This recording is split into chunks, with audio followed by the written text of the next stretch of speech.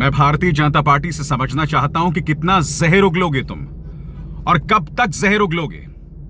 मैं प्रधानमंत्री नरेंद्र मोदी से पूछना चाहता हूं, आप मलेशिया की यात्रा पर गए हैं जो एक मुस्लिम देश है और आपका एक मुख्यमंत्री और उनके राज्य से जुड़ा आधिकारिक हैंडल मुसलमानों के कत्लेआम की बात कर रहा है। जी हां, असम के मुख्यमंत्री हेमंत बिस्व शर्मा हर गुजरते दिन के साथ उनके मुंह से जो जहर निकल रहा है ना, मियां लोगों के लिए, मुसलमान लोगों के लिए, और बहाना यह कि मैं बांग्लादेशियों की बात कर रहा हूं। सबसे बड़ी बात, जो ताजा वीडियो आया है ना, वो कहीं ना कहीं नरसंहार या ये कहा जाए जनसंहार की वकालत करता है। शर्म इतनी आई इनको कि इन्हें अपने उस वीडियो को डिलीट करना पड़ा।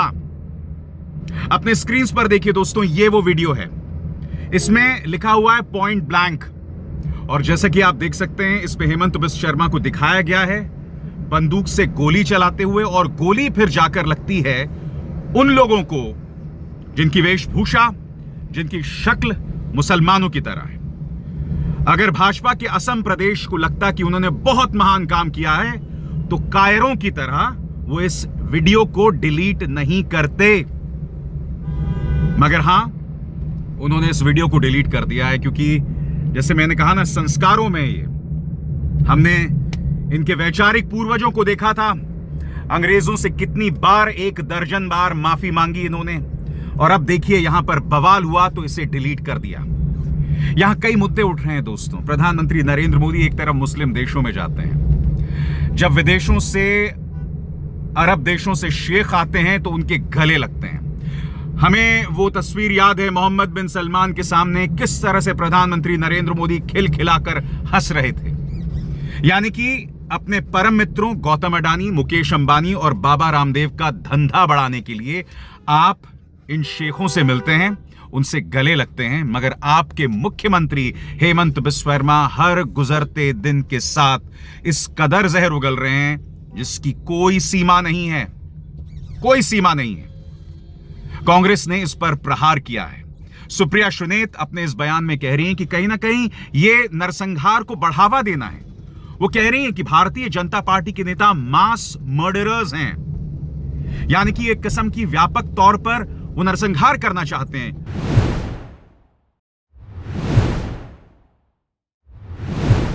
जिस समय मलेशिया में प्रधानमंत्री नरेंद्र मोदी जी इब्राहिम साहब को, वहां के राष्ट्राध्यक्ष को गले लगा रहे थे, उसी समय असम बीजेपी एक ऐसा वीडियो ट्वीट कर रही थी जो सीधे सीधे इस देश के संविधान के खिलाफ है, लोकतंत्र के खिलाफ है और सीधे सीधे नरसंहार के लिए उकसाता है। मुझे हैरत है कि भारतीय जनता पार्टी ने अब तक अपने इस दुलारे मुख्यमंत्री पे कोई कार्रवाई क्यों नहीं की। मुझे हैरत है कि माननीय उच्चतम न्यायालय ने ऐसे नाजीवादी मुख्यमंत्री के खिलाफ अब तक स्वतः संज्ञान क्यों नहीं लिया, और मुझे हैरत है कि देश की मीडिया में प्राइम टाइम बहस क्यों नहीं है। ये होनी चाहिए। भाजपा को आगे आकर के स्पष्टीकरण देना चाहिए। मैं नितिन नवीन जी से पूछना चाहता हूं, नड्डा जी से पूछना चाहता हूं, अमित शाह जी से, नरेंद्र मोदी जी से पूछना चाहता हूं कि क्या यही भाजपा की ऑफिशियल लाइन है। और मैं आपसे पूछना चाहता हूं, हेमंत बिस्व शर्मा, ऐसा लगता है अपने अंदर की जो करुणा है, संवेदना है, और एक राज्य का मुख्यमंत्री होने के नाते जो ममता होनी चाहिए वो खत्म हो चुकी है। याद कीजिएगा क्या कहा था इन्होंने कि भाई कोई मियां हो तो उसे 5 रुपए देने के बजाय 4 रुपए दो। मैं आपसे समझना चाहता हूं दोस्तों, किसी को क्या फर्क पड़ेगा कि उसकी जेब से 5 की बजाय 4 या 4 के बजाय 5 चले जाए, मगर यहां पर भी नफरत देखी हेमंत बिस्व शर्मा ने। सुनिए उन्होंने क्या कहा था। কিন্তু মিয়াকেতো কষ্ট দিব গৈছিল নহয়, গতিকে যোনে যেনেকে পাৰে মিয়াক কষ্ট দিয়ক না, আপুনিও দিয়ক না।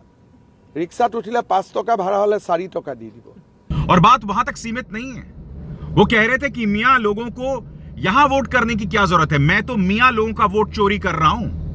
यानी कि जिस वोट चोरी का नारा राहुल गांधी दे रहे हैं उसे सही ठहरा रहे हैं हेमंत बिस्व शर्मा। कह रहे हैं कि उन्हें बांग्लादेश में वोट देना चाहिए, और वो बार बार कहते हैं कि मियां का मतलब बांग्लादेशी है, जो सरासर गलत है। सुनिए वोट चोरी के बारे में मान्यवर की क्या राय थी। ভোট চুরি মানে কি? আমি অলপ মিয়াৰ ভোট চুৰি কৰিব খুজিছো।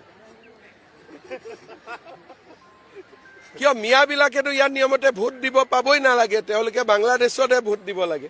और बार बार कहते हैं कि भाई मैं जो कह रहा हूं वो सुप्रीम कोर्ट के दिशा निर्देशों के मुताबिक है। सबसे पहली बात, मियां का मतलब सिर्फ बांग्लादेशी नहीं है, मियां भारत में भी बसते हैं। बहुत बड़ी तादाद में मुसलमानों की तादाद है असम के अंदर, और राज्य के मुख्यमंत्री इस तरह का जहर बार बार उगल रहे हैं, लगातार उगल रहे हैं, और इसकी कोई हद नहीं है, कोई सीमा नहीं है। मगर मैं फिर पूछना चाहता हूं, मुख्यमंत्री जो कहते हैं सो कहते हैं, आपको अंदाजा है कि भारत की साख पर इसका क्या नुकसान पहुंच रहा है? आपको अंदाजा है कि मुसलमान देशों में जब ये चीजें जाती हैं तो आप हमारे जो भारतीय उन देशों में बसे हुए हैं जिसमें हिंदू, मुस्लिम, सिख, ईसाई सब हैं, उनकी जान आप जोखिम में डालते हैं। आपको याद है नुपुर शर्मा ने जो जहर उगला था हजरत मोहम्मद साहब के बारे में, उसके बाद क्या हुआ था? मुस्लिम देशों ने धमकी दी थी कि हम आपके धंधे बंद करवा देंगे। उसके बाद भारतीय जनता पार्टी को नुपुर शर्मा को अपनी पार्टी से बाहर का रास्ता दिखलाना पड़ा था। आज तक वो मोहतरमा वापस टीवी स्टूडियोज लौट के नहीं आई हैं। यानी कि इनको धंधा जरूर समझ आता है, मगर जहर लगातार उगलते हैं ये लोग। याद कीजिएगा दोस्तों, यही हेमंत बिस्व शर्मा थे, झारखंड का चुनाव हो रहा था, किस तरह से इरफान, इमरान सबको याद कर रहे थे। याद है कि नहीं आपको? सुनिए। हमेशा के लुप्त हो जाएगा, हम हारेगा ना, ये पीताम्बर, नीलांबर, सिद्धू, कानू, भगवान बिरसा मुंडा का भूमि इरफान अंसारी, आलमगीर आलम लूट लेगा ये लोग। हमारा बेटियों को लूटा, हमारा जमीन को लूटा, हमारा सरकार को लूटा, हमारा अहंकार को लूटा।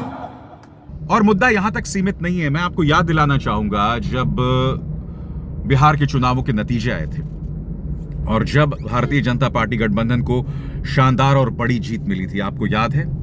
आपको याद है असम सरकार का ही एक मंत्री था जिसने एक ट्वीट किया था जिसमें उन्होंने कॉलीफ्लावर फार्मिंग का जिक्र किया था। याद है कि नहीं आपको? और इसके पीछे क्या सोच थी? क्योंकि बिहार में आज से कई सालों पहले नरसंहार हुआ था, और उस नरसंहार में मुसलमानों को जमीन में दफन करने के बाद उसके ऊपर गोभी जो है वो लगा दी गई थी। ये कोई और नहीं बल्कि असम सरकार का एक मंत्री कह रहा था, नेता कह रहा था।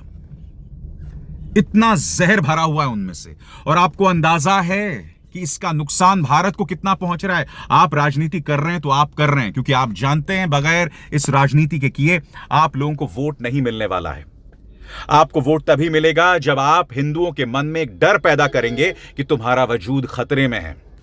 अगर हम सत्ता से चले गए तो मुगलों का राज हो जाएगा। जब तक आप ये कचरा देश के हिंदुओं को नहीं बताएंगे, नहीं सिखाएंगे, तब तक आपको वोट नहीं मिलेंगे। और ऐसा करके कहीं ना कहीं आप इस देश के बहुमत का बार बार अपमान कर रहे हैं। आपको लगता है कि इस देश के हिंदू का वोट इसी तरह से हासिल किया जा सकता है? इससे ज्यादा शर्मनाक क्या हो सकता है कि आप समझते हैं कि हिंदुओं को सिर्फ डराया और धमकाया जा सकता है और उसके अलावा कुछ नहीं। शर्म आती है इनको? शर्म आती है इनको या नहीं आती है? मैं फिर कहता हूं दोस्तों, भाजपा को बाज आना चाहिए। आपको अंदाजा नहीं है देश को कितना नुकसान पहुंच रहा है इसका। आपको अंदाजा नहीं है कि आप देश को हर गुजरते दिन के साथ एक बड़े टकराव, एक बड़े दंगे की तरफ ढकेल रहे हैं। यह सोच निहायत ही शर्मनाक है। मगर अफसोस की बात यह है कि भारतीय जनता पार्टी की व्यवस्था ऐसी है कि जो मुख्यमंत्री इस तरह की वाहियात बातें करेगा उसे इनामित किया जाएगा।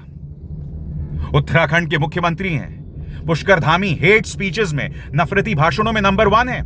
और जब उनसे पूछा गया था तो कह रहे थे कि मैं तो लैंड जिहाद की बात करता हूं, मैं नफरती भाषणों की बात थोड़ा ना करता हूं। सुनिए उन्होंने क्या कहा था।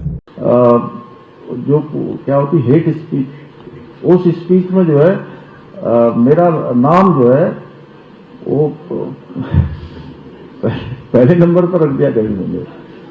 अब मैं सोच रहा हूं कि भाई मैंने तो कभी किसी के साथ हेट किया ही नहीं, तो स्पीच हेट कैसे हो सकती है? आपको लगता है कभी मैंने कभी हेट किया हो?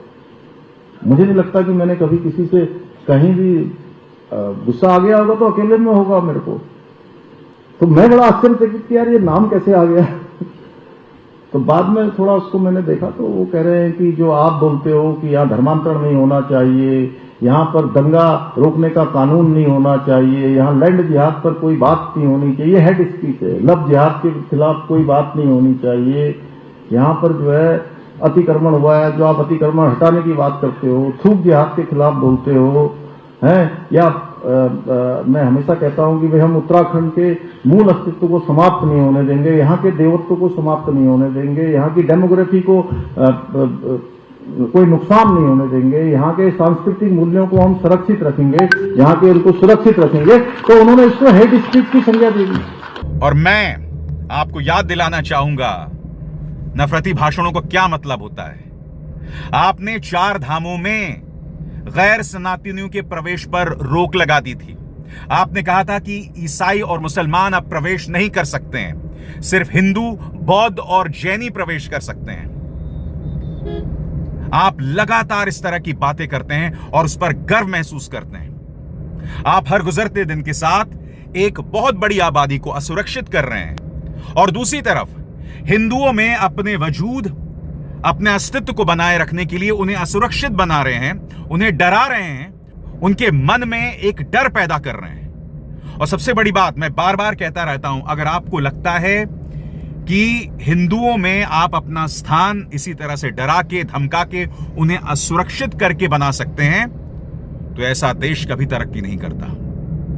एक देश तभी तरक्की करता है जब वो आजाद ख्याल का हो, जब वो उदारवादी ख्याल का हो, जब वो समावेशी हो, जो मेरे धर्म में है।